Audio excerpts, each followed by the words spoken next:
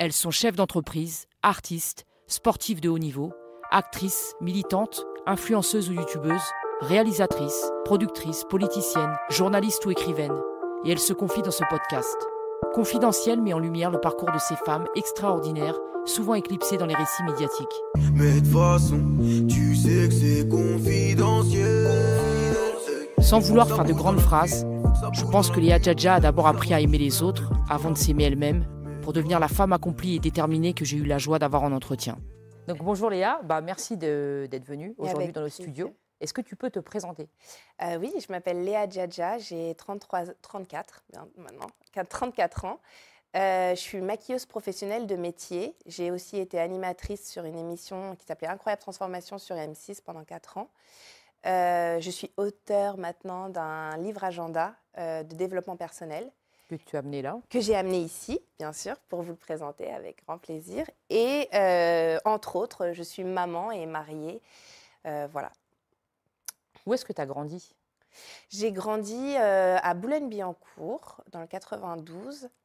Et c'était agréable. T'as des frères et sœurs ? Oui. J'ai, du côté de mon papa, après une première séparation avec ma maman, un demi-frère et une demi-sœur qui sont jumeaux. Et c'est assez exceptionnel. Ils sont très mignons, ils ont aujourd'hui 20 ans. Je les ai vus grandir et évoluer et je suis super fière d'eux. Et la relation que vous avez ensemble elle est incroyable parce qu'elle n'avait pas si bien commencé puisque nos parents étaient tous les deux... Enfin, on a différents mères, donc on ne se voyait pas tout le temps, mais on a évolué ensemble. Et à travers les expériences que j'ai pu vivre, je pense que ça les a assez inspirés parce qu'aujourd'hui, ma petite sœur est réalisatrice et elle fait des clips assez incroyables. D'ailleurs, elle a tourné le dernier clip de Black M qui s'appelle Dr Snitch, qui est un banger de fou parce qu'il est décalé et que je trouve que c'est génial qu'elle y mette autant d'inspiration. Et mon frère se dirige vers le management, il est passionné de musique et il a travaillé d'ailleurs avec mon mari pendant une année en stage et là il commence à voler de ses propres ailes et je suis super fière aussi. Et tes parents, ils étaient dans milieu l'artistique aussi. Ouais, qu'est-ce qu'ils faisaient ? Mon père, il était réalisateur, c'était le réalisateur de Nulle part ailleurs. Donc, ça a été une grande année, voilà, c'était les grandes années des années 90 pour lui et c'était le grand réal de Canal+. Il a aussi monté l'émission Le Zapping, qui a été un précurseur de ce qu'on voit aujourd'hui dans les petits extraits. Et ma maman était productrice, elle l'est toujours d'ailleurs, mais en ce moment elle est plus consultante dans les boîtes de prod, mais elle était productrice à l'international. De fiction et de... Pub, film, clip, pas mal de choses. Ouais. Ok, c'est pour ça que les enfants... notre environnement, en tout cas, est dans l'audiovisuel et on s'y sent à l'aise. Ouais. C'est cool. Est-ce que tu allais, du coup, sur les plateaux de Canal ? Oui, j'ai passé pas mal de temps sur les plateaux de Canal quand j'étais petite, avec mon papa qui réalisait ses émissions. Donc, je traînais dans les plateaux, dans les loges, sur les tournages, etc. Mais je t'avoue que ce qui me plaisait le plus, et c'est là où tout d'un coup ça devient cohérent, c'est que j'aimais souvent le HMC. C'est l'habillage, coiffure, maquillage, donc c'est les loges, on va dire.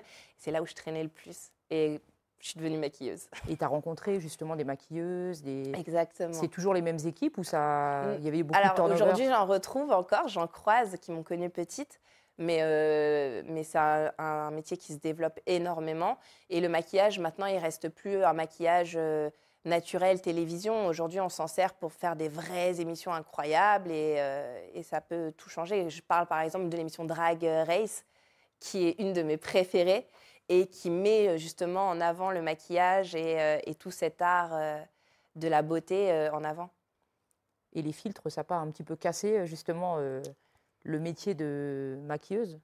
C'est vrai que c'est un bien comme un mal, les filtres, parce que ça a permis à pas mal de personnes de se sentir plus à l'aise face à la caméra et en même temps de ne pas laisser s'ouvrir leur vraie perception d'eux-mêmes, puisqu'ils ont cet aperçu et cette représentation d'eux sous filtre. Donc forcément, eux-mêmes n'arrivent pas à se voir comme ils sont. Donc c'est le truc dommage. Mais après, je ne pense pas que ça mette vraiment un frein au métier.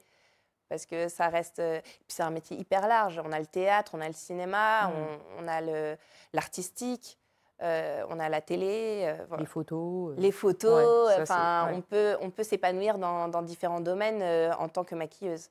Quand tu retournais à l'école, tu te la racontais auprès de tes copines en disant: «Ouais, moi, je suis là, je vais Tu sur les parles de plateaux de l'école de maquillage ou Canal». Non, l'école non, publique? l'école quand tu étais Ah petite, non, justement. non. Et où tu étais plutôt discrète, tu le disais pas, Non, j'étais plutôt discrète et puis même à l'époque, c'était pas quelque chose qui était perçu comme incroyable comme aujourd'hui. Là, on parle de l'année 91, 92, 93. La télé, ça restait de la télé.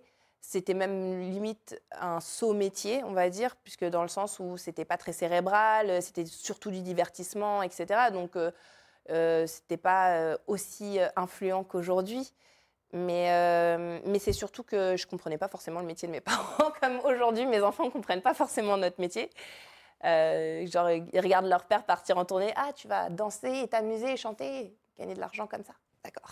ouais, Et c'est vrai que quand on est petit, quand on est on petit, n'a pas conscience, ouais. ouais, on n'a pas forcément les, tous les intervenants du métier et on se dit que c'est facile alors que bah, ça ne l'est pas forcément. Et voilà. Donc pour moi, mes parents, ils avaient un métier, mais je n'arrivais pas forcément à le verbaliser. Donc non, je ne me la pétais pas à l'école avec. Tu étais plutôt du genre coquette ou garçon manqué? Ah, très bonne question. J'étais très garçon manqué. Tu vois, et c'est toute la différence avec aujourd'hui, c'est que j'étais très garçon manqué. J'avais beaucoup de mal avec ma féminité dans le sens où j'arrivais pas à remplir tous les codes féminins qui étaient représentés par la société, forcément. Aujourd'hui, avec l'ouverture de l'information et le fait qu'on puisse voir tous les profils différents qui existent, on a plus de facilité à s'accepter comme on est, alors qu'avant, on avait genre un seul modèle, la poupée Barbie, et on n'avait pas d'artistes autant éclectiques, on va dire, et donc j'avais du mal à me représenter dans ma féminité. Ouais, c'est vrai que c'était Pamela Anderson.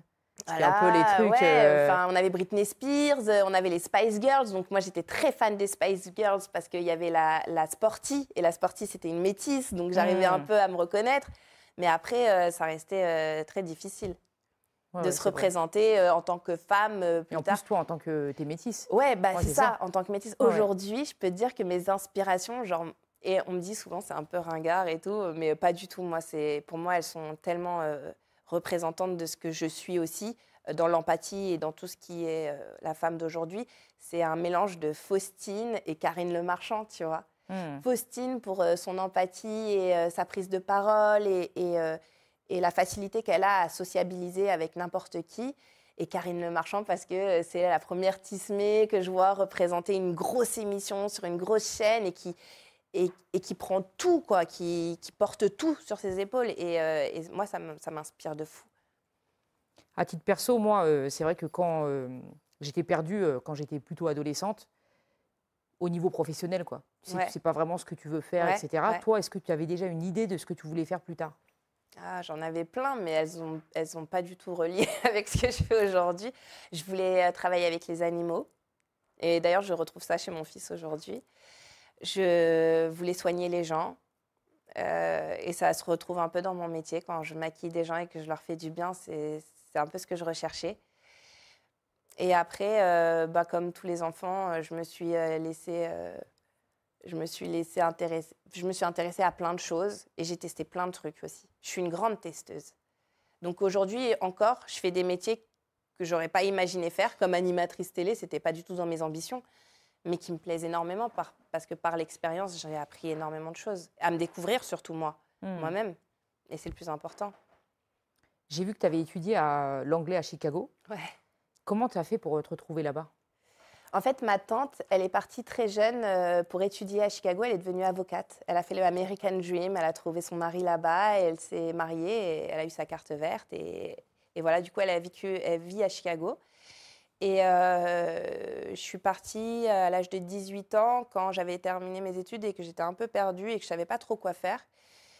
Je ne voulais pas reprendre des études ou une formation sur quelque chose parce que je ne savais pas si ça allait me plaire vraiment. Donc ma mère, elle m'a dit, bah, apprends. Et entre autres, et je le dis, c'est très intime, mais j'aime bien partager aussi mes expériences difficiles.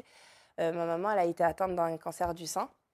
Et au début, je l'ai beaucoup soutenue, mais quand c'est devenu un peu difficile, pour elle, c'était compliqué que je la voie comme ça. Donc, une sorte de sacrifice de notre part à toutes les deux, où on s'est dit, on va s'éloigner un petit peu pour que quand on se retrouve, ce soit pas que sur ces images difficiles, etc. Et puis, je savais qu'elle elle était très bien encadrée et tout. Donc, elle m'a dit, pars rejoindre ta tante à Chicago. Et une fois à Chicago, il ne fallait pas que je tourne en rond dans un appartement. Donc, j'ai été fille au père, donc je me suis occupée d'enfants. Et en même temps, j'ai commencé des cours d'anglais pour pouvoir manipuler la langue d'une très bonne façon. Donc, on va continuer l'interview en anglais. So, I can do this. Non, I can't. Du coup, est-ce que tu as senti vraiment une différence avec la France? Oui, énorme. Mais je t'avoue que j'avais 18 ans. Aujourd'hui, j'en ai 34. Waouh. J'ai du mal, hein. Aujourd'hui, j'en ai 34 et j'ai oublié un peu, mais de ce que je me rappelle, la vie aux États-Unis, elle est totalement différente dans le sens où il y a tellement de personnalités fortes et différentes qu'en fait, on ne peut pas te bloquer dans une case. Et moi, c'est ce que j'avais vu. Ça veut dire qu'en France, il fallait que tu sois soit maquilleuse, soit coach sportive, soit animatrice, mais tu ne pouvais pas tout être en même temps. Alors que les États-Unis, ils ne te mettent pas de blocage comme ça. Tu n'es pas constitué pour être ça ou être ça. C'est genre, tais-toi et montre-nous tout ce que tu es capable de faire. C'est vrai, c'est vrai. Quand on voit les artistes, les rappeurs... Montre-nous tout ton potentiel. Comédiens, rappeurs, chanteurs, humoristes... Et ils font tout. Ouais. Et puis, il y a personne en France. En France, quand tu dis, alors tu fais quoi dans la vie? Si je te dis, je suis coach sportive, puis je suis animatrice télé, et puis en même temps, je suis maquilleuse, et puis j'aime bien garder les enfants, les gens, ils vont me dire, elle est perdue, la meuf, elle sait pas ce qu'elle veut, elle sait pas où elle est. Alors qu'aux États-Unis, ils vont juste te dire, wow, that's amazing! Ouais. Ah, love it! Et, tu vois, et donc, en fait, et alors après, les Français, ils disent que c'est très hypocrite de leur part aux Américains d'être toujours dans le fantastique, etc. Moi, je trouve que c'est une manière de te donner un moteur et te pousser à aller loin et aller au bout de tes envies. Parce que les Français, on n'aime pas le succès. On est en mode, genre, quand tu réussis un truc, on trouve toujours le problème à la solution. Et c'est ça la différence que j'ai vue. Moi, je parlais avec un producteur, Pierre-Ange Lepogam, à qui je dis bonjour, si jamais il regarde ça. Mais il disait la même chose. Il disait, en fait, aux États-Unis, on t'apprend à prendre la parole pendant les repas de famille. Et en fait, tu as toute la famille qui t'applaudit, qui est fière de toi. Et en France, on a cette retenue, on a peur, en fait... mais comment tu vas faire? Mais là, ça va être difficile pour toi. Mais t'es sûre? On a peur, voilà, c'est ça, on a peur d'être jugé. Des doutes. Même à l'école. À l'école, en fait, on te pousse aux États-Unis. Bon, c'est ce qu'il m'a dit. Hein. Moi, j'ai pas jamais vu vécu là-bas. La scolarité américaine. C'est ça, on te pousse à faire des discours de fin d'année, etc. Ici, tu as ton bac, tu vas regarder c'est tu vas sur la porte d'entrée. À la limite d'un petit bravo, quoi. C'est ça. Ou tu pourrais en faire plus. Hein, Donc, il y a une vraie différence. Et c'est vrai qu'il y a plus ce côté encouragement aux États-Unis. Même s'il paraît un peu hypocrite, en tout cas, moi, il me donne toute l'énergie pour pouvoir continuer, plus que tous les doutes qu'on me mettrait dans la tête à me dire il a raison, peut-être que ça va être compliqué. Ou, voilà. Exactement. Donc, c'est ça ma diff. Mais quelque part, tu as réussi à décupler justement tout ton potentiel, tes compétences. Grâce à ça, j'ai réussi à comprendre que j'étais faite de toutes ces skills, de toutes ces connaissances, et que je pouvais en faire quelque chose, et que c'est pas parce que j'ai pas choisi ça. Par exemple, quand je te disais coach sportif, j'ai essayé de passer le diplôme. Bon, je me suis foirée à la dernière minute sur un vieux truc. Je suis très frustrée. J'en parlerai pas parce que je suis très frustrée. Mais bon, il faut en parler. Pourquoi tu as foiré? En fait, quand tu passes des diplômes pour partir dans l'école de prof de sport, tu passes d'abord un test de capacité. Et j'avais fait tous mes poids. Donc, tu dois soulever 70 kilos en levée de terre. Tu dois faire une danse, etc. J'avais toutes mes steps, j'avais tout fait. Et le dernier contrôle, c'était la mort subite. Je ne sais pas si tu connais, tu as 2 lignes et tu dois courir entre les deux, comme ça, du plus vite possible, en 6 minutes. Et à la fin, tu termines sur quelques secondes pour pouvoir terminer les 2 lignes. J'ai fait mes 6 minutes, j'ai terminé à la dernière ligne et mon pied, il dépassait sur la ligne. Et en fait, ton pied doit être totalement à l'extérieur de la ligne. Et donc, pour cette petite faute où mon pied touchait la ligne, j'ai pas passé mes examens. Ils sont pas gentils. J'ai trouvé ça très frustrant, mais en même temps, on est tellement à vouloir le passer que c'est normal. Je pense, avec le temps, je suis très résiliente. Avec le temps, je me suis dit que, oui, en fait, on est énormément à passer, donc la moindre erreur doit être prise en compte, parce que sinon, ça serait trop facile. Pourquoi est-ce que tu n'es pas restée là-bas, aux États-Unis? parce que j'ai dû rentrer pour retrouver ma maman et que j'avais pas fini mon parcours en France, je pense. Comment se passe le retour? J'avais fait déjà quelques voyages. Je suis partie 1 an et j'avais déjà fait quelques vacances en retournant en France. Donc, ça ne m'a pas fait un gros choc de culture. Mais ça a l'air moins grand, la France, en fait. Je me sentais plus cosy.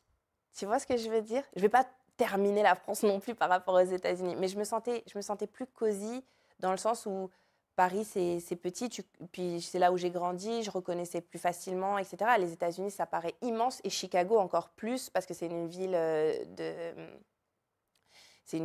d'écoliers, comment tu dis, d'universitaires, ouais, d'étudiants.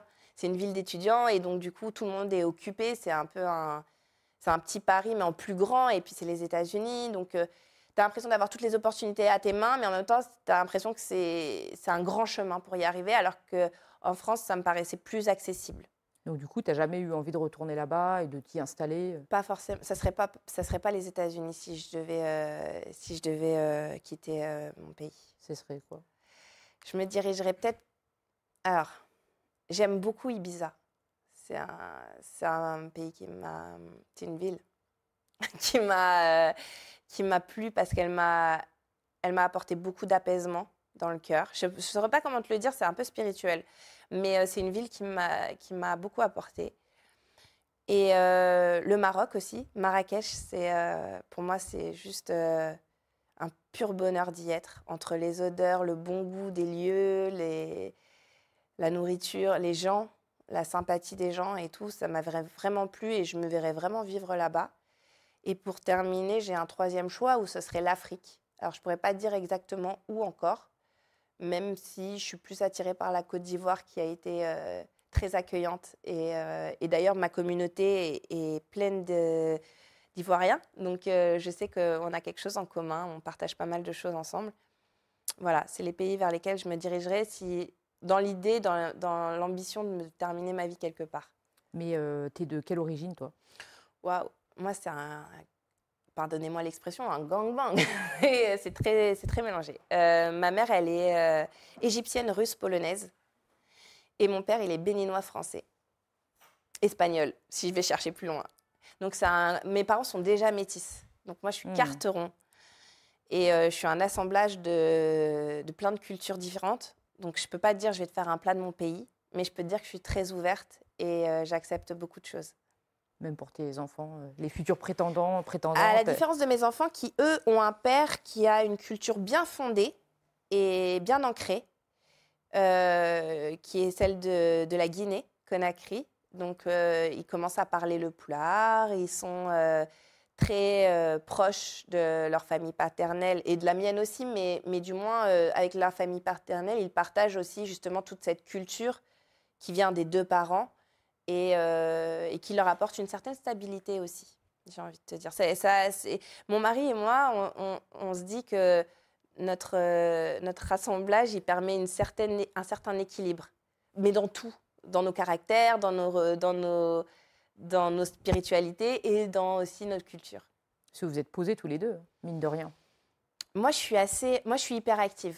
C'est pathologique. Donc, je l'assume, hein, mais ça fait partie de mon TDAH, de mes troubles d'hyperactivité et du trouble de l'attention. Donc, je peux très vite partir dans le ciel et plus être là. Mais j'y travaille et tout ça. Et mon mari, au contraire, lui, est très calme. Ah d'accord. Très moi, posé. Je te trouve très calme. Mais parce que les circonstances le veulent, mais il suffit que tu me chauffes un petit peu, ça part en live. Donc non, je suis très hyperactive et donc du coup, lui, il me calme et donc ça nous permet d'avoir un certain équilibre. C'est comme mon mari et moi, alors. Ah ouais? Je rigole. Donc, on entend souvent les gens se plaindre d'avoir eu une vie difficile, ce qui n'est pas ton cas. Et d'ailleurs, tu t'en es jamais caché. J'ai eu mes expériences pas faciles, mais comme j'ai su les traverser et me réparer, surtout, de ça, j'ai pas forcément envie de revenir dessus. C'est pas des expériences qui elles m'ont apporté, elles m'ont fait grandir, mais je pense pas que ce soit quelque chose que je peux partager et qui apportera à d'autres. Tu comprends ce que je veux dire? Ou à contrario de quand je fais des expériences où je me dis « Ah, j'ai été voir cette dame qui m'a ouvert l'esprit, qui m'a aidé, machin, je vous donne le contact, allez-y. Je pense que c'est productif, c'est constructif aussi pour eux.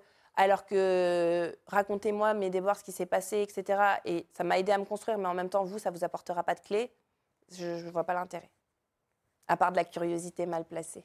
Quand je regarde ton parcours, justement, j'ai l'impression que tu prends toujours le chemin le plus long. Tu vois, tu ne choisis pas la facilité. C'est ce qu'on Pourquoi ? m'a dit une fois. On m'a dit, t'es un peu comme... c'était cet exemple de cette personne qui fait 2 pas en avant et qui en fait 3 en arrière. Je pense que ça fait partie... Alors après, c'est ceux qui sont ésotériques ou pas, mais moi, je pense que ça fait partie de mon signe, les cancers. C'est un peu ça. Moi, ça a été désigné un peu comme ça, où en fait, on avance, on évolue, mais on est très dur avec nous-mêmes. Donc, on est obligé de prendre du recul sur ce qu'on a fait pour pouvoir vraiment le ressentir et se dire « Ok, ça, c'est fait, je peux passer à autre chose ». Et moi, quand je vis une expérience, je la vis en premier lieu, mais après, j'ai besoin de prendre du recul sur cette expérience pour pouvoir apprendre de toute la globalité de cette expérience et de me dire « Ok, ça, c'est fait, c'est acquis, je peux passer à autre chose ». Donc, ouais, je prends du temps. Et puis, j'ai décidé aussi de passer par les escaliers, là où il y avait plus de facilité, que ce soit avec mes parents ou mon mari, aujourd'hui. Il y a souvent des gens qui reviennent vers moi en me disant « Mais pourquoi tu lui dis pas de te mettre sur une émission ou machin ? T'as des bras, vas-y, serre-toi ». Et en fait, c'est pas mon goal. Moi, mon but, c'est de m'épanouir et de faire les choses avec les gens dans une même atmosphère, d'avoir le même but. Et je ne sais pas trop où ça me mènera, mais en tout cas, c'est plus, comme tu dis, il y a une expression qui dit c'est pas la chute, l'important, c'est le voyage. Genre, tu vois ce que je veux dire ? Et pour moi, c'est ça, c'est la traversée de ma vie qui est importante et non pas l'aboutissement ou la fin. C'est vrai, on oublie souvent ça. On veut tout le temps... savoir où on va atterrir, voilà, tu vois. par n'importe quel moyen, etc. Ouais. Tu vois, alors que... Non, moi, les ressources, elles sont hyper importantes. Et chaque ressource, pour moi, elle m'apporte quelque chose qui va me permettre de m'explorer un peu plus. Alors que si c'est trop facile, ben, je ne vais pas aller chercher en moi ce que je veux, tu vois.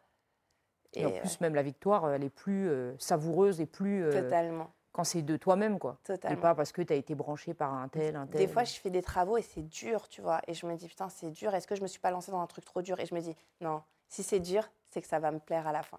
Parce que quand tu as mis beaucoup de travail, tu es satisfait. Donc, j'ai vu dans plusieurs de tes interviews, tu parles de... Tu m'as stalké. Bah, il faut bien quand même, je fais un peu mon travail. Hein. Tu parles de ton enfance et puis de ta rencontre avec Black M. Ouais. Ça fait un peu partie des deux. Hein. Je l'ai rencontré, j'étais encore un peu une enfant. Mais entre-temps, Léa, elle fait quoi ? Avant Black M ouais. ou avant Black M ? Ouais. Avant Black M, je l'ai rencontré, j'avais 19 ans. Donc, on n'est pas sur une longue partie de vie. Mais avant lui, j'étais toujours dans les études. Donc, j'ai fait un BEP secrétariat que je n'ai pas forcément continué. Je me suis cassée un peu avant parce que ça ne me plaisait pas. J'ai testé le travail très vite. J'ai été assistante maternelle. J'ai commencé par ça. Ensuite, j'ai été vendeuse chez Etam. J'ai été assistante de casting. Et là, je suis rentrée un peu plus dans l'audiovisuel. Parce qu'à la base, je ne voulais vraiment pas que mes parents soient des pistons. Donc, assistante maternelle, je me suis dirigée vers tout ce qui n'allait pas vers eux. Et en fait, je me suis rendu compte que là où vraiment mon cœur se sentait à l'aise, c'était dans des milieux familiers comme l'audiovisuel. Donc, je suis rentrée en assistante de casting. J'ai fait de la bande-annonce aussi pour M6. Donc, création de bande-annonce, etc. C'était hyper intéressant. Ça m'a beaucoup enrichi, toutes ces expériences. Ça m'a permis de devenir l'adulte que je suis aujourd'hui. Et ensuite, je suis partie à Chicago. Et à Chicago, avant de revenir vivre en France, il fallait que je me trouve quelque chose parce que je ne pouvais pas revenir et juste être un fardeau pour ma mère ou ce genre de choses. Et c'est ma tante, pas celle de Chicago, une autre, qui m'a dit « Mais tu sais, je te vois, tu es très attirée par le maquillage, malgré que je ne me maquillais pas, etc. Mais j'étais très attirée par la coquetterie, même sans l'utiliser. » Et elle m'a dit « Tu devrais tester une école de maquillage, ça pourrait te plaire. » Et j'y suis allée un peu sans conviction, mais une fois arrivée sur place, c'était cool de reprendre l'école dans des circonstances qui me plaisaient, du coup. Et puis, du coup, de cette école, je suis sortie et j'ai commencé à travailler tout de suite avec d'autres plans que ceux de mes parents, par l'école, justement, qui s'appelle Make Up Forever, qui m'a permis de faire des stages sur la Star Academy, sur des gros projets. Et c'est là où j'ai commencé à rentrer dans mon propre game. Et voilà. Et tu n'as jamais lâché? Et j'ai jamais lâché, mais j'ai jamais tenu non plus. C'est-à-dire, je me suis laissée bercer un peu par les opportunités qui se présentaient. En fait, j'ai une sorte de mantra qui me dit, quand on te propose quelque chose, ne dis pas non. Dis, je vais réfléchir au pire, même si tu sais que c'est non. Tu dis, je vais réfléchir, tu y reviendras, mais ne dis pas non. Et j'ai souvent ce réflexe de, même si ça ne me plaît pas, je me suis retrouvée dans des galères, je te jure, hein, pour avoir dit oui, justement. Mais parce que j'aime bien ce côté, fais-le. On ne sait pas ce qui se passe après. C'est pour ça que quand on t'a appelé, J'ai tu as dit dit je vais réfléchir. Et quand je suis arrivée là dans le quartier, je me suis dit, est-ce que je n'ai pas... J'ai pas dit oui trop vite?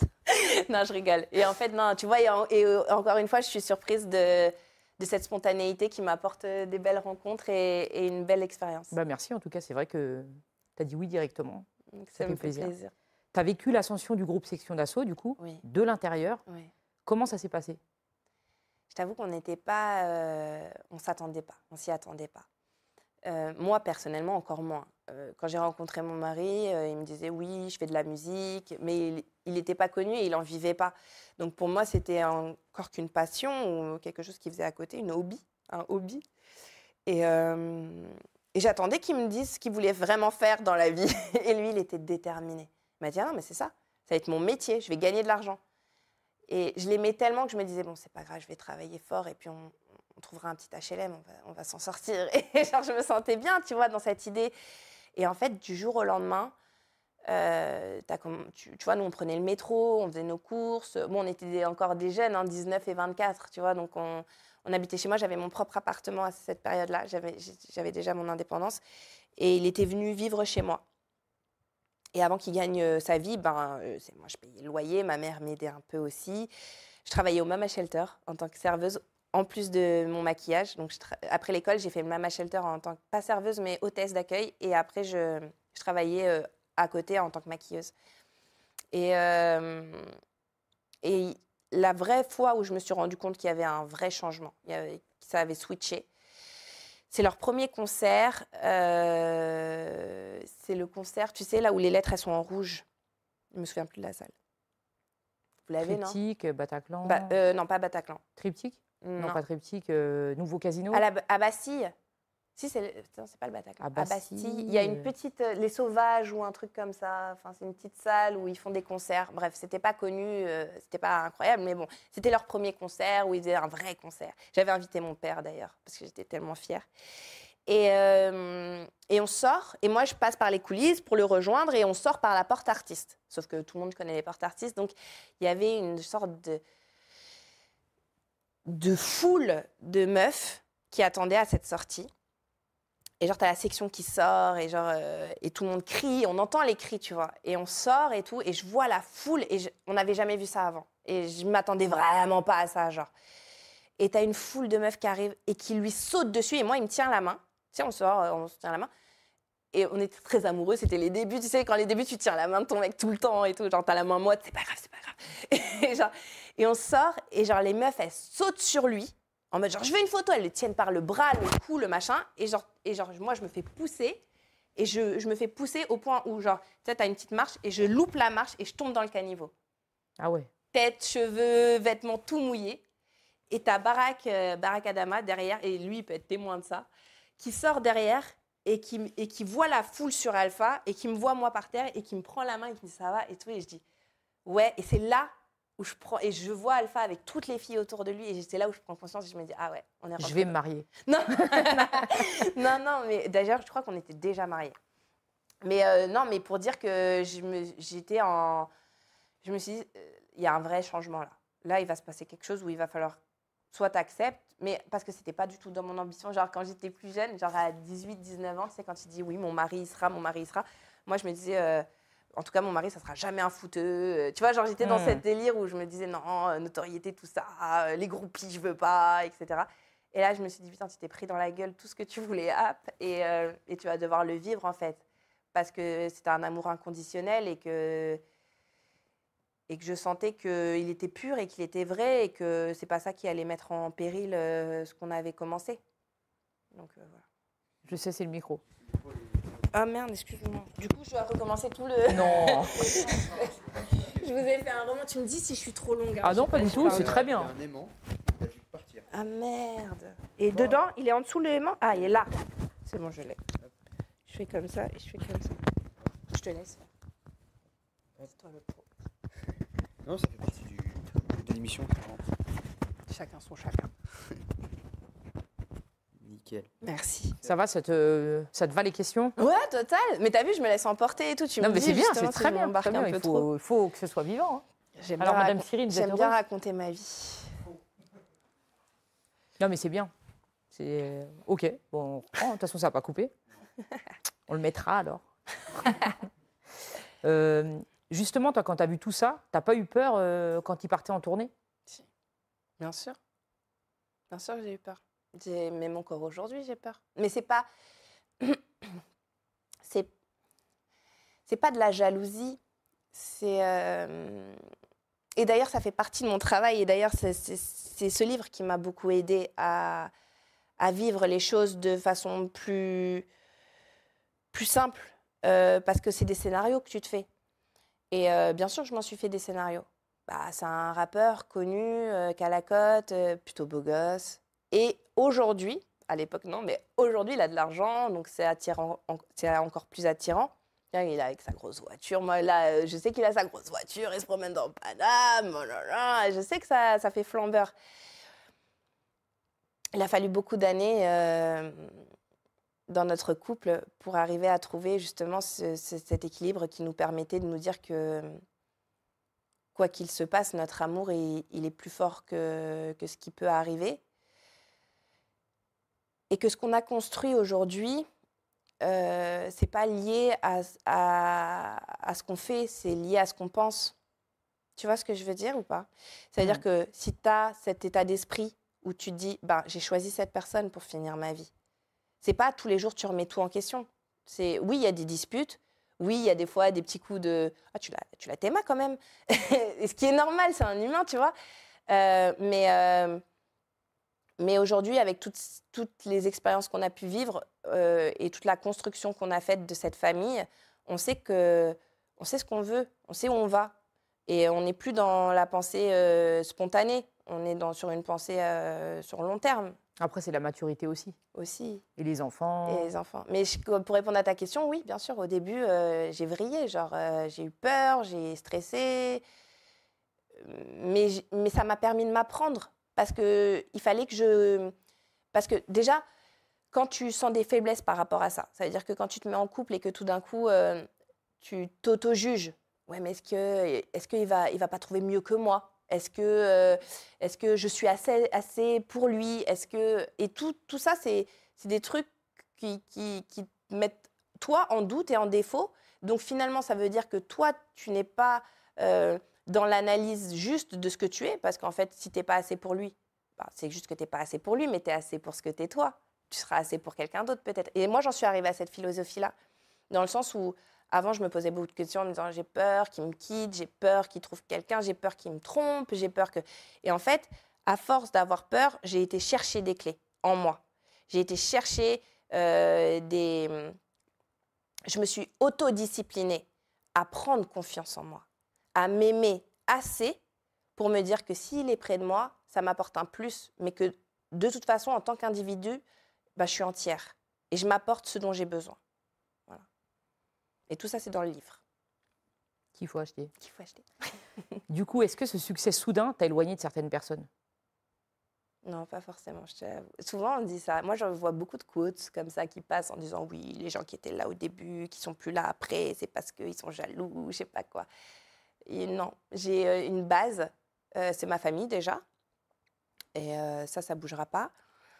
Et ensuite, j'ai 5 amis que je me suis faites à l'école, qui sont comme les doigts de ma main, que j'ai rencontrés quand j'avais 14-15 ans. Aujourd'hui, on en a 34, entre 32 et 34. Et on s'aime toujours autant, on se soutient toujours autant. On s'est chacune relevée, on s'est chacune ramassée à la petite cuillère.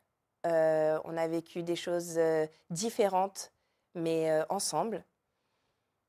Que ce soit les enfants, que ce soit le travail, que ce soit des succès, des ratés, tout. Et en fait, les gens qui viennent aujourd'hui dans ma vie sont des plus, un peu comme ce que je te disais tout à l'heure. Mais ma base reste ma base et elles n'ont pas changé d'un iota, même que ce soit avec la notoriété, l'argent ou on grandit quoi, chacune. Et je leur souhaite. Elles sont pas dans le même milieu que toi? Elles sont pas du tout. Alors il y en a une qui se rapproche un petit peu aujourd'hui maintenant que je suis créatrice de contenu et j'ai une amie qui est directrice artistique, donc on parle la même langue professionnellement. Sinon les autres pas du tout.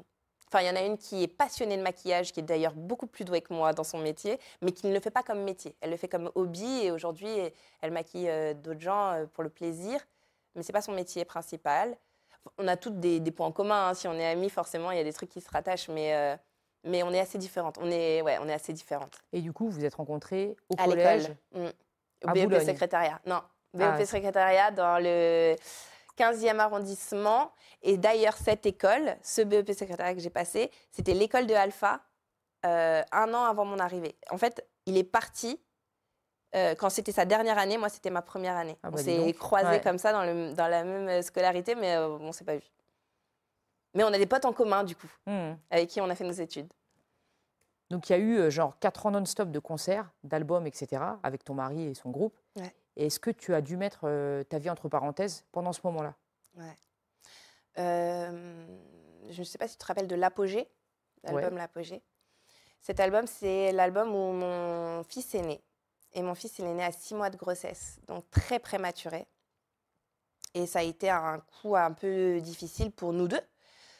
Alpha dans son rôle de papa et moi dans mon nouveau rôle de mère aussi, dans nos nouveaux rôles de parents. Déjà, on était très jeunes, j'avais 22 ans, Alpha 26. Et commencer sa vie de parent avec déjà des difficultés médicales, et quand tu es jeune, ça a été une épreuve.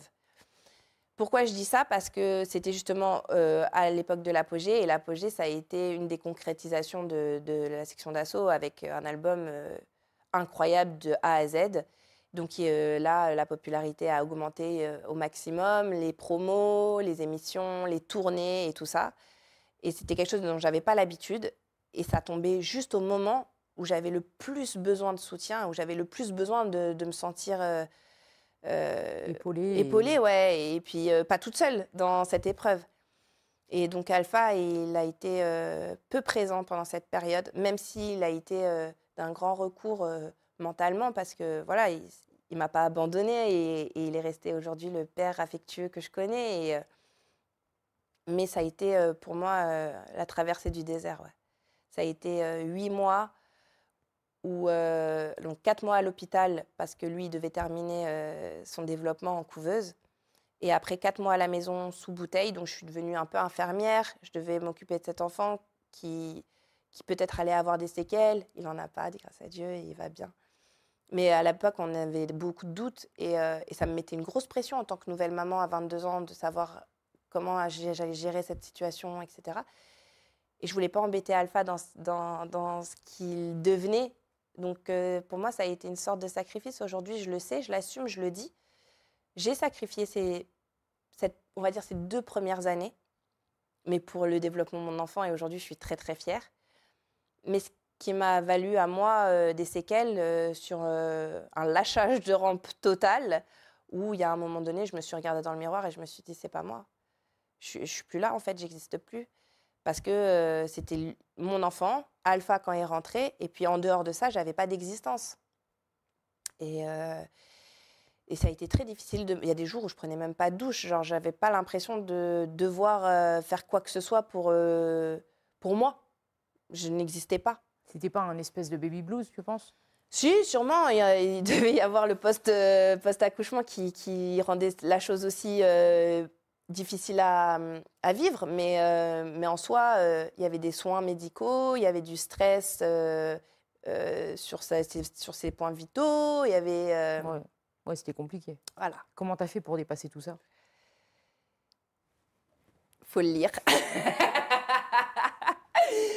Non, en vrai, il faut le lire pour savoir, parce que dedans, justement, pour légitimer tous les conseils et les clés que je donne, je raconte un peu mon histoire. Par exemple, là, je tombe sur chaque mois, en fait, mais c'est pas daté. Hein. Il est pas daté, donc on peut le prendre et l'enlever quand on le souhaite. Et donc, c'est par semaine, tu as lundi, mardi, mercredi, mais tu n'as pas les jours qui vont avec, donc tu peux le prendre. Et chaque mois, je te mets une confession de ma part, et celle-ci, par exemple, elle concerne comment j'ai appris à m'accepter. Donc, moi qui pensais que j'existais pas et que j'avais pas de légitimité à me maquiller, à me sentir belle, à prendre soin de moi, aller faire un tour chez le coiffeur, et ben, je me suis... Comme la question que tu m'as posée, c'est comment tu as fait. Je me suis fait un agenda. Ça, à la base, avant que ce soit un livre marketing comme il l'est, c'était un petit agenda où je me suis autodisciplinée à me donner des contraintes, c'est-à-dire ben, tu vas aller quand même faire ce masque lundi, tu vas faire ton masque du matin, un masque soin, tu vas faire ton sport le mercredi et tu vas le faire. Et même si c'était compliqué, et ben, dans ma journée, j'essayais de m'organiser afin que cette chose-là, elle soit faite. Parce que cette chose-là, elle est pour moi. Et que si je prends soin de moi, je prendrai encore mieux soin des autres. Et ça, je l'avais compris en lisant des livres de développement personnel. En fait, la vraie réponse à ta question, c'est j'ai commencé à lire des livres de développement personnel. Et c'est comme ça que tu as réussi à... Tu savais, j'aurais pu la faire courte. Hein. J'ai commencé à lire des livres de développement personnel. C'est intéressant de mais connaître voilà. le cheminement. Et après, c'est devenu cette chose-là. Parce que c'est des petites astuces que tu donnes aussi. Hein. Alors, c'est un livre agenda almanach qui permet d'avoir tous les jours un conseil ou un défi qui te permet de penser à toi dans ton quotidien où tu penses souvent aux autres et tu t'oublies. Quand on te voit, on se dit que tu as tout pour toi. D'où venait ce manque de confiance en toi? Bah, tu vois, quand tu le dis, je trouve pas ça... Ça résonne pas chez moi quand tu me dis « t'as tout pour toi ». Je fais tout pour me sentir au max de mes capacités. Je fais tout pour être la meilleure version de ce que je peux être à 34 ans. Comme j'ai été la meilleure version de ce que je pouvais être à 28, 26, 25. Mais fondamentalement, si je ne fais pas ces choses-là, si ce matin je ne m'étais pas habillée, coiffée, maquillée, mis les chaussures que j'aime trop, voilà, si je n'avais pas fait toutes ces choses-là, bah, je me sentirais loque, je me sentirais merde, je me sentirais pas accomplie. Tu vois, genre c'est très facile en fait, et c'est pour ça que je mise beaucoup sur un truc qui paraît souvent pour les autres superficiel, que ce soit le maquillage, les vêtements, etc. Mais pour moi, qui a une très grande importance parce qu'elle me permet de m'ouvrir et de me sentir au maximum de ce que je peux être. Et du coup, de ne pas être concentrée sur « ouais, mais regarde, là, elle doit me juger, là, elle doit se dire que… » Parce que c'est ce que je pense, et forcément, ce qu'on pense, c'est un effet miroir sur les autres. Ce n'est pas forcément ce que tu penses. Mais moi, je vais me dire que tu te dis ça. Parce que c'est ce que je pense. Là, je sais que je suis maquillée. Je sais que j'ai une belle coiffure. Je sais que j'ai mis ma dernière tenue. Tu vois ce que je veux dire? C'est-à-dire que même si tu penses que ça ne me va pas, que ce n'est pas joli, que machin, moi, je sais que j'ai été au bout de ce que j'avais envie de faire. Donc, je me sens totalement accomplie. Donc, je peux être concentrée sur ce que je fais là, te parler en interview. Et ne pas être dans mes pensées toxiques à me dire ah bah non, mais là, je suis sûre qu'elle se dit que je suis pas très fut-fut. Tu vois ce que je veux dire? Ouais, tu te donnes. Je m'en fous de ce que les autres pensent puisque je sais que je me suis donné les moyens d'être ce que je voulais être. Voilà. Donc, tu fais le max, ouais. Et c'est comme ça que j'en arrive à ce que tu penses que j'ai tout pour moi. Mais c'est pas le cas. Mais c'est toi qui le penses parce que j'ai tout donné et t'es un effet miroir de ce que je suis. Donc moi, ce que je pense, c'est que j'ai tout pour moi maintenant. Parce que j'ai tout pour moi, j'ai le maquillage, j'ai la coiffure, j'ai les vêtements. Tu vois? Et donc ça t'a rendu cet effet miroir. Mais c'est pas du tout ce que je pense. Non, mais après, t'es jolie, tu vois, ton mari, il est connu, vous avez de l'argent. Tu vois, c'est un ensemble de choses. Je suis jolie parce que j'ai mis un maquillage et que j'ai fait ma coiffure. Je te jure, viens me voir à 6h du matin quand je me réveille et que ma fille... Et que ma fille... Je te jure. Et que ma fille, elle me dit... maman, elle fait caca dans la couche, et que je suis là, je la regarde et j'ai cette tête-là, je te jure que tu me diras pas que je suis jolie. C'est pas, en fait, c'est une manière de se ressentir. C'est comme il y a beaucoup de gens avec beaucoup d'humilité qui viennent me voir et qui me disent oh, qu'est-ce que t'es belle et machin. Tu sais, c'est quoi ma réponse? Il y en a. Alors au début, je disais même pas merci, je disais oh, toi aussi, toi aussi, toi aussi. C'était ma réponse phare. Après, j'ai évolué en disant merci, parce que je sais qu'un merci c'est reconnaissant et que la personne elle le prend. Précisément pour elle. Merci de me l'avoir dit. Et maintenant, j'ai encore plus évolué, où aujourd'hui, je dis même plus... toi aussi, ni toi merci. Aussi, parce merci. Que tu ne me l'as pas dit, hein, bien sûr. Merci, d'ailleurs. Merci, je suis désolée. Mais tu n'as pas dit toi aussi? Toi aussi, tu es une très jolie femme. Non, mais c'est parce que c'est le cas. Et c'est là où je vais venir. Et ça, là, ça va te toucher parce que ça, c'est le cas. Et tu vois que je te souris et qu'avec toi, on est d'accord, il se passe un truc. Depuis qu'on a commencé à parler, tu n'es pas dans une énergie mauvaise. On sent que c'est fluide. Tu vois, je sens Oui, que tu es c'est une bonne vrai, personne, je ressens que tu sens que je suis bienveillante et que j'ai pas de vices, tout à etc. fait.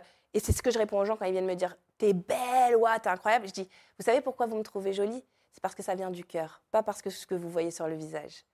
Parce que mon cœur, je le nettoie. Mon cœur, j'en fais quelque chose de sain et propre. Et j'enlève ce point noir qui me permet de me dire que, tu sais, quand tu vois une jolie femme, tu te dis « Oh là là, elle est trop belle, ah, ses chaussures ». Eh bien, tu vois, quand on a ce réflexe, des fois, quand tu vois une meuf, tu es au restaurant, tu vois une meuf, elle a des super belles pompes. Tu vas la regarder un peu comme ça, parce que tu as kiffé ses pompes. Mais toi, tu vas pas le dire, tu vas la regarder. Qu'est-ce qu'elle va penser ? Elle va dire, ah, mais elle me juge là. Elle est en train de me regarder de haut en bas, elle me juge, ça se trouve, elle a la rage, c'est une rageuse, c'est une jalouse. Pour casser ça tout de suite, moi, ce que je fais, parce que tu peux le voir dans mon regard, des fois, tu as l'impression que je suis une rageuse, alors que juste, j'ai grave kiffé tes chaussures. Eh bien, je le dis. Je suis au restaurant et mes copines, elles sont hyper gênées. Genre, elles détestent quand je fais ça. Et je fais ça avec tout le monde et elles me supportent pas. Elles me disent, Léa, putain, t'es gênante. Et genre, c'est toute ma vie de faire ça. C'est-à-dire que même si, et comme les Américains, comme je te disais tout à l'heure, ça peut paraître un peu hypocrite. Si tu le veux, soit. Pense que c'est hypocrite. En tout cas, moi, je te l'ai dit comme je le pensais. J'adore vos chaussures. Elles sont incroyables. Et là, t'as cassé tout le vice qui pouvait se passer dans le mode ah mais regarde mais c'est toi qui m'as regardé et tout, ouais, en plus. tu vois Parce qu'il y a plein de meufs en mode parano. de fou et on se fait Ouais. des scénarios et comme je te le disais à la base c'est un scénario, c'est pas forcément ce que là et c'est ce que tu projettes finalement. Donc il faut casser cette projection tout de suite. Quand les gens ils viennent me voir en me disant waouh t'es trop belle, etc. Je vais pas me la raconter en disant ah merci je suis belle, je sais. Non, je suis plus dans l'idée je pense que vous me trouvez très belle et que vous avez envie de me le dire parce que vous sentez que mon cœur il est pur et que justement je travaille à avoir un bon état d'esprit et à avoir un bon cœur et je pense que c'est ce qui enjolive ce que vous voyez. Parce que moi j'ai vu des meufs, attention c'était des avions de chasse, hein, mais je les ai approchées un peu de près, je peux te dire que leur état d'esprit et leur manière de communiquer, elles étaient tellement dégueulasses qu'elles sont que finalement vilaines après. que je les trouve plus finalement si belles que ça. Ça, Et c'est ça sûr que reste qu'une enveloppe, tu vois. C'est vrai, c'est vrai. Comment tu fais, toi, pour que tes enfants, au quotidien, ne ressentent pas tous ces coups de blues ou ces baisses de morale que tu as eues ou que tu peux avoir? Je peux pas, c'est la vie, c'est leur expérience. C'est grâce à ça, d'ailleurs, qu'ils vont pouvoir se construire et devenir les êtres humains qui seront demain. Moi, mon fils, il a des frustrations. Il rentre de l'école, il me dit parce qu'il a redoublé. Ah, il va m'en vouloir. Mais il a redoublé. C'est quelle classe qu'il a redoublé? Le CM2. Mais parce que je me suis dit, je préfère que tu aies toutes les armes possibles pour aller en 6e que de te lancer en 6e et que tu te sois perdu et qu'à partir de là, ça capote. Donc, je préfère qu'on se donne toutes les armes possibles. Donc, on a choisi tous les deux qu'il redouble son CM2. Mais en revanche, ça lui laisse quelques frustrations parce que tous ses potes, ils sont partis en 6e. Et que dans sa classe, maintenant, les autres, ils le regardent un peu comme le grand. Et il lui dit, mais t'as redoublé parce que t'étais bête. Et genre, ça lui fout un coup, tu vois. Il rentre à la maison, il me dit, ouais, ils m'ont dit que j'étais bête parce que j'avais redoublé. Tu vois, il s'est pas dit, oui, il m'a posé. Parce que moi, j'ai bien communiqué avec lui. Je lui ai dit, qu'est-ce qu'il t'a dit exactement? Il t'a dit, est-ce que t'as redoublé parce que t'étais bête? Il t'a pas dit, t'as redoublé parce que t'étais bête. Tout ça, c'est des incohérences qui font que tout d'un coup, ça peut te flinguer un moral et puis ça peut te flinguer ta confiance en toi, etc. Donc, je lui dis, reprends bien les mots. Et puis, arrête d'interpréter. Et puis, au final, c'était, tu vois, et j'essaye de remonter tout le truc avec lui. Donc, je leur donne quelques clés pour rien prendre personnellement. Tu sais, moi, j'ai les 4 accords. Ils sont dans ma tête. Tu connais les 4 accords Toltec? Tu les connais pas. Waouh, pour moi, c'est une base. Dans les accords Toltec, ne rien prendre personnellement. Et c'est vrai, dans la vie, on a beau te critiquer, on a beau te dire plein de choses, il faut rien prendre personnellement. Souvent, une personne qui parle, surtout pour critiquer sans que ce soit constructif, elle se parle à elle-même. Ça résonne en elle. Ce qui sort de son cerveau, c'est forcément quelque chose qu'elle a pensé. Donc, finalement, c'est un monologue qu'elle se fait. Et c'est comme ça que tu dois prendre la critique et c'est comme ça que tu dois prendre les gens qui font face à toi d'une manière assez négative, on va dire. Dans le sens où c'est pas toi qu'elle voulait juger. C'est juste elle est en train de se répéter un truc un peu comme si elle était en train de se parler à elle-même. Et je leur donne ces clés-là à mes enfants. Et je pense que ça marche. En tant que femme, on dit, on va dire, tu es souvent la mère de, enfin en tant que femme en général, tu es souvent la sœur de quelqu'un, la mère de quelqu'un. Est-ce que tu te rappelles de la première fois où on t'a présenté comme la femme de... Oui, ça a été l'histoire de ma vie. Parce que moi déjà, dès petite, avant d'être la femme de, j'étais la fille de. Parce que mon père, il était connu sur Canal+. Bon, en interne, hein, il n'était pas connu publiquement, mais il avait une forte présence dans le monde de Canal+, etc. Et donc, j'ai souvent été présentée comme la fille d'eux. Puis je suis devenue la femme d'eux. Et je pense que c'est... alors, pour répondre à ta question, la première fois, c'est quand on s'est présenté ensemble à un travail et que ça, c'est sa femme. Souvent, et puis même encore aujourd'hui, hein, quand on nous présente, voilà Black M, sa femme. C'est pas mon prénom. Moi, c'est Léa Djadja. Ou sinon, tu sais, quand on se promène, il y a souvent des gens qui viennent me voir en me disant « Je peux lui demander une photo, vous pensez ?» Je dis c'est un individu à part entière. Je suis un individu à part entière. Si vous voulez une photo de ma part, avec grand plaisir, je vous ouvre les bras. En revanche, si vous voulez une photo avec lui, il va falloir lui demander à lui, parce que c'est son image, c'est pas la mienne. Tu vois, c'est un peu ce dédoigt, tu vois. Et la fois où j'ai pu justement prendre mon indépendance, c'est quand j'ai commencé l'émission Incroyable Transformation, qui a été pour moi un tremplin pour commencer et débuter une carrière avec le nom Léa Djadja. Et lui, après, c'est devenu le mari mari de... C'est ça, hein? C'est vrai. Quelquefois. C'est pas souvent, mais c'est quelquefois. Il en est très fier d'ailleurs.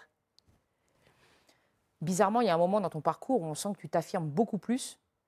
Ça a été un déclic conscient ou inconscient? Inconscient, parce que dis-moi, c'était quand? Parce que je l'ai pas. Justement, quand tu as eu le... Incroyable Transformation, ouais. Non, c'était inconscient totalement. Même là, encore aujourd'hui, j'ai beaucoup de mal avec le fait d'avoir une image publique. Tu sais, il y a des gens, ils me regardent longuement et je me dis, pourquoi ils me regardent? Tu vois, et après, je refais le scénario, je me dis, peut-être ils m'ont vu sur M6 ou peut-être, tu vois. Mais je n'ai pas le réflexe de me dire que je suis connue. Mais j'ai pris plus de caractère. Ça m'a permis de m'indépendantiser, de ça on dit, d'être plus indépendante, quoi, parce que du coup, j'avais une émission qui portait mon nom et puis je me représentais en tant que moi, Léa Djadja, et non pas la femme d'eux. Et donc, je me suis rendu compte que j'avais un impact aussi, qui était positif, en plus, donc génial, et qui restait. Ça veut dire que ce n'est pas un effet de mode, tu vois. Ça veut dire que tout ce que je disais, ça avait du sens, et puis c'était cohérent, parce que je me remets souvent en question, intellectuellement beaucoup. Et voilà. Et donc, ça m'a permis aujourd'hui d'affirmer un peu plus mes choix. Parce que mon mari, au début, m'a toujours soutenue, mais je ne sais pas comment le dire sans qu'on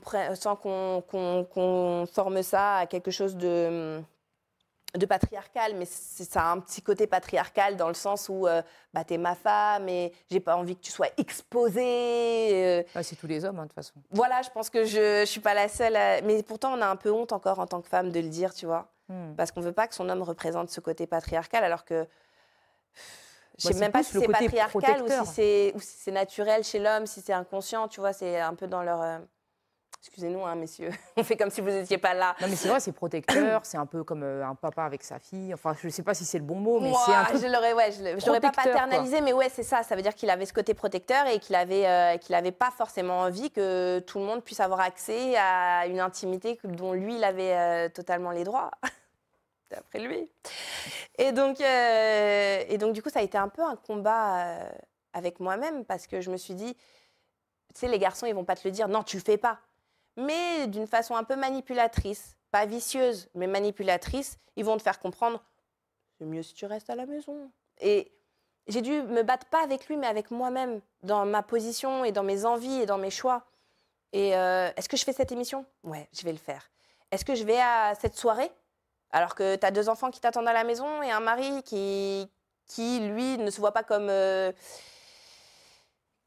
homme au foyer. Ouais, non, au contraire. Si, totalement, il se voit totalement comme un homme au foyer, mais justement, je ne sais pas le contraire de casanier. Mais tu vois, lui, il est casanier. Donc, quand toi, tu as été plutôt attiré par justement la société, bouger, vivre des trucs, etc., et que ton mari, il est plutôt casanier, et que tes enfants, ils sont encore en bas âge, tu as une forme de culpabilité à le faire. Et donc, mais c'était pas contre la société, parce qu'il y avait personne qui me jugeait sur ça. C'était moi-même, je me jugeais. Et donc, du coup, je me suis réaffirmée avec moi-même, encore une fois, pour me dire, Léa, tu es capable de le faire et il n'y aura pas de conséquences. Tu sais, les conséquences, il va me quitter, mes enfants vont me détester. Tu vois tout de suite des grandes conséquences. Je l'ai fait une fois Je suis rentrée à la maison, ils étaient super contents de me voir. Moi, j'étais encore plus heureuse de les voir. J'étais pas frustrée, j'étais contente, j'étais épanouie. Donc, c'est encore meilleur. Et mon mari s'en est rendu compte et du coup, maintenant, il me laisse faire mes choix parce qu'il a confiance dans mes choix. Mais c'est vrai que ce côté-là de culpabilité, en fait, c'est souvent les femmes qui l'ont. Les hommes, ils font... Moi, le j'ai tour du jamais vu un monde, mec tu qui se vois. sentir coupable d'être à une place plutôt qu'à la maison ou à un endroit plutôt qu'un autre. Surtout sous la forme de « je travaille ». Ouais, Maintenant, c'est je la connais, le « je travaille ». Moi aussi, je vais à un event, je travaille. Ouais, c'est ça. Alors, pourquoi le nom de Djadja? C'est quoi? Ah, c'est mon nom de famille. Ah, c'est ton nom de C'est famille? mon nom de famille. Mon Djadja. père s'appelle Godwin Djadja, réalisateur de Canal+. Ouais. C'est marrant, hein, ouais, je ne le savais pas. Et ce nom-là, d'ailleurs, il est connu aujourd'hui publiquement par Aya Nakamura, mais à l'époque, Godwin Djadja, comme je te le dis, chez Canal, c'était quelqu'un. Donc, D'ailleurs, il faut savoir que le titre d'Aya ouais. est une dédicace à ton père. Mais arrête, t'es chiante. T'aurais kiffé, hein? C'est bien, j'étais jusqu'au bout et tout, j'étais dedans. J'ai vu le regard, genre, ah ouais, dis-moi. Non, mais on me fait souvent référence. Ah, t'es la fille de Godwin Djadja, non? Et voilà, tu vois, donc comme quoi... Non, je suis très fière de mon nom de famille, Djadja. Tu fais un métier où tu te trouves souvent au contact d'hommes. Ouais. Est-ce qu'on t'a déjà fait des remarques déplacées? Non. Alors, peut-être que si, j'ai envie de te dire. Mais peut-être que je m'en suis pas rendu compte. Parce que inconsciemment, j'ai grandi dans les années 80-90. Donc pour moi, il y avait... Et puis surtout dans ces années nulle part ailleurs, où tu vois, on faisait des blagues hyper trash, hyper touchy. Mais ça en valait la peine à l'époque parce qu'on s'en foutait, on pouvait rire de tout. Aujourd'hui, tout est un peu touchy. Donc forcément, tu vas être dans des transports et puis il y a un mec à côté, il va... Sans le faire exprès, tu sais, il va se bloquer contre toi ou sa main elle va toucher ta cuisse. Tu vas le regarder, il va dire « Excuse-moi, c'était pas... » Tu vois ce que je veux dire? Ils sont tous sur des œufs, etc. Alors que j'ai compris, bonhomme, que c'était pas, c'était pas vicieux. J'ai compris que c'était pas malsain. Mais donc peut-être que je m'en suis pas autant effrayée quand ça est arrivé. Ou du moins peut-être que j'ai pas reçu un truc assez fort pour que ça puisse me traumatiser. Mais forcément, oui, sûrement, j'ai dû rencontrer du patriarcat et de la sexualisation de la femme et de machin. Et tous ces mots aujourd'hui qu'on arrive à verbaliser et qu'on arrive à montrer et à dénoncer. Et c'est génial parce que je me rends compte aujourd'hui, il y a des trucs où même moi, je pouvais faire des blagues hyper sexistes, entre guillemets. Ouais. Et grâce à l'information que je reçois grâce au réseau, je sais mieux formuler mon discours. Et peut-être j'atteins moins des blessures chez d'autres, tu vois. Ça m'apprend, voilà. Est-ce que tu as le sentiment que dans ta profession, le comportement des hommes a changé depuis qu'il y a eu le mouvement MeToo? Totalement, totalement. Tu vois une vraie différence? Une vraie différence. Je pense que ça a été un combat gagné, les filles. Je pense que ça a été... Et qu'il n'est pas terminé. Mais en tout cas, ça a été une guerre bien menée. Parce qu'aujourd'hui... il se pose plus de questions. Déjà sur un non, ça ne veut pas dire oui, tu vois. Avant, tu pouvais dire non. Mais ce qui est aussi d'une certaine logique de se dire elle veut se faire prier un petit peu. Et on ne va pas se mentir, on a déjà eu des relations où on s'est dit on ne va pas lui dire oui tout de suite. Mais on aimerait lui dire oui, mais on ne va pas lui dire oui tout de suite. Il y a tous ces codes qui sont remis en question finalement parce que les codes de la drague, après je dis ça, moi ça fait 14 ans que je suis mariée, ça fait très très longtemps que je ne me suis pas fait draguer donc je ne sais pas trop. Mais je pense que tous ces codes sont remis en question. Si je me base sur les expériences de mes copines célibataires, aujourd'hui j'ai une copine qui me dit mais je ne vais pas l'appeler maintenant. Genre ça va faire meuf trop attachée. Je lui dis mais lâche les stratégies. Tu le ressens avec ton cœur, lui il le ressent avec son cœur, allez-y. Lâche la stratégie, il n'y a plus de stratégie. La stratégie, c'était pour avant, quand justement les hommes, il fallait les manipuler parce qu'eux nous manipulaient, parce qu'eux n'avaient pas les codes, parce qu'eux ne savaient pas nous respecter. Nous devions trouver des astuces et des clés afin de leur montrer quel était le respect qu'on méritait. Tu vois? Aujourd'hui, on n'a plus ça. Aujourd'hui, le respect, il est écrit sur son écran tous les jours. Donc, si le mec, il n'a pas compris après avoir vu tous les posts qui sont passés sur le sujet, c'est que c'est vraiment un red flag. Et donc, du coup, n'y va pas. Parce qu'aujourd'hui, tu n'as plus rien à leur apprendre. Normalement, ils sont éduqués pour, et au moins, ils peuvent même s'auto-éduquer. Toi, tu penses qu'ils sont éduqués pour? Moi, en tout cas, ce que je fais avec mon fils, je sais que sa femme, elle aura elle ne pourra pas me reprocher de ne pas lui avoir inculqué les premières valeurs, c'est-à-dire le respect, l'honnêteté la responsabilité. Tu achètes un appartement avec quelqu'un, tu es autant responsable de sa propreté que la personne avec qui tu vis. Il n'y a pas des tâches pour un tel ou un tel. Par exemple, et puis nous on le montre aussi, il y a le dire et le montrer. Par exemple, avec mon mari, on a des règles qui sont logiques et on n'a pas besoin de les mettre en avant. Ça veut dire que si j'ai fait à manger, bah, c'est lui qui va débarrasser. Tu vois ce que je veux dire? Quel bonheur, j'aimerais tant vivre ça. Non, mais parce que logiquement, ça rend. Parce qu'au début, il était un peu dans ce jeu de c'est la femme qui s'occupe de ces histoires-là, et puis moi, je vais m'occuper de ces. Mais aujourd'hui, les hommes, on leur demande plus d'aller se battre à la. Enfin, si, dans certains. Enfin, malheureusement, si. On leur demande d'aller se battre, mais c'est plus comme les rois, comme au temps des chevaliers, où ils partaient pendant des lustres et nous, à la maison, on devait tenir notre maison, etc. Aujourd'hui, gars, tu fais un 9-17 comme moi, tous les deux, on est fatigués, on a fait le même travail, donc je vais faire à manger, tu vas débarrasser, ou tu as fait le dodo de Sina hier, bah moi, je vais faire son dodo ce soir. Tu vois ce que je veux dire, le côté? Tu connais le côté? Non. Oh, t'as une petite quand même. Tu connais pas le côté? Vous n'avez pas de côté, vous? Tu sais que quand tu la couches et tu dois rester à côté en attendant qu'elle s'endorme. Non.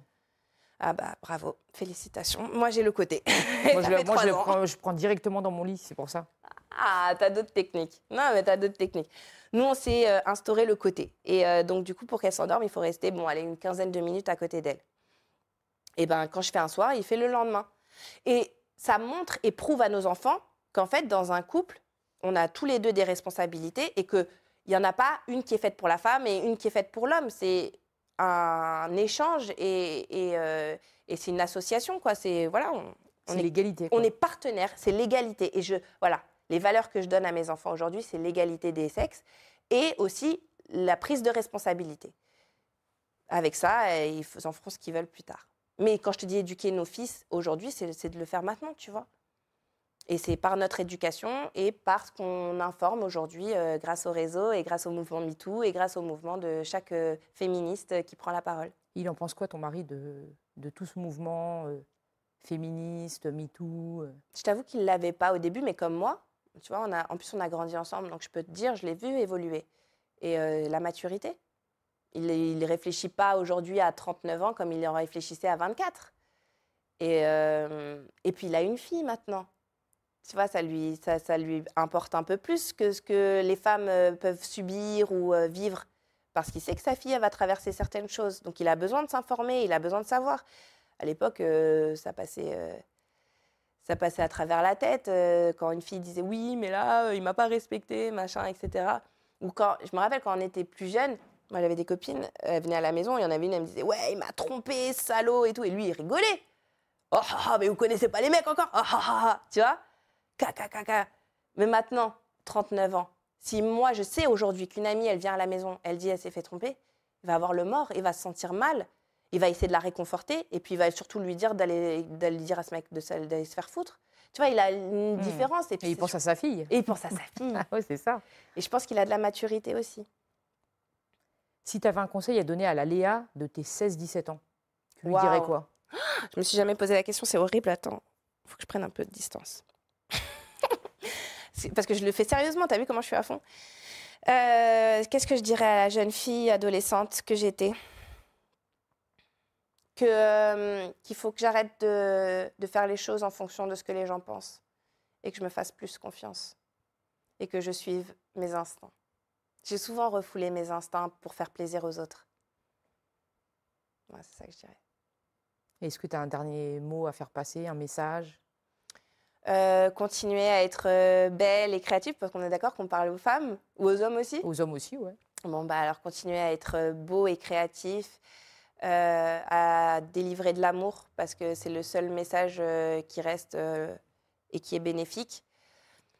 Prendre du recul sur la vie et profiter surtout. Et puis acheter mon livre. C'est pas une recommandation, mais c'est une obligation. Une obligation. C'est pas une obligation, c'est pas une recommandation. C'est juste pour dire que moi, ça m'a beaucoup aidé et que si vous savez pas par où commencer pour prendre soin de vous, celui-ci vous le dit. Voilà. Merci beaucoup. Merci à vous. Il faut que ça bouge dans la ville, il faut que ça bouge dans la ville. Elle veut savoir ce que je fais, elle veut que je lui raconte ma vie. Mais de toute façon, tu sais que c'est con.